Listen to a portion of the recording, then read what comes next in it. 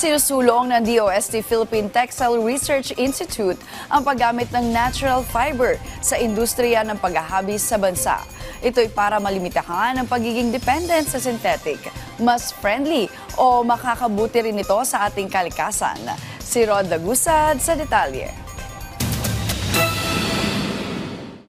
Itinutulak ng Philippine Textile Research Institute ng DOST ang sustainability pagdating sa mga telang ginagamit natin gaya na lang sa mga damit.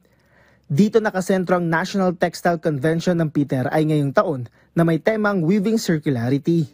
Get our materials as efficient as possible, our waste as responsible as possible, and we try to put value into it. So, minsan, kailangan mong gamitin ulit, if not, flow it back into the system. So, circularity is actually our operational tool to be able to attain a level of sustainability for the textile industry. What we are actually putting forward is an advocacy for a lifestyle na talagang sustainable. Ayon sa PTER, ang paggamit ng natural fiber ay paraan para malimitahan ang pagdepende sa synthetic. Kasi anya kung hindi na pwedeng gamitin ang tela, ay maaari pang gamitin ito sa footwear o sapatos.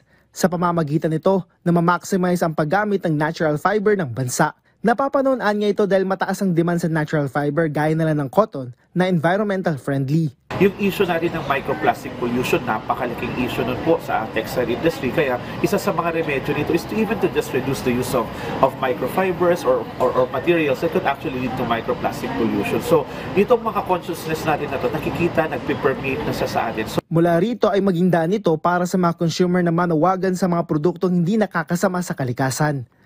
Ayon sa PTER ay makakatulong ito sa kabuuan ng textile industry kung saan makikinabang dito ang mga magsasaka at maghahabi. Ayon sa PTER ay makakatulong ito sa kabuuan ng textile industry kung saan makikinabang dito ang mga magsasaka at mga habi.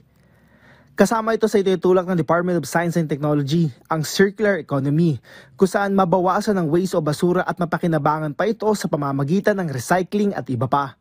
Rod Lagusad, para sa Pambansang TV sa Bagong Pilipinas.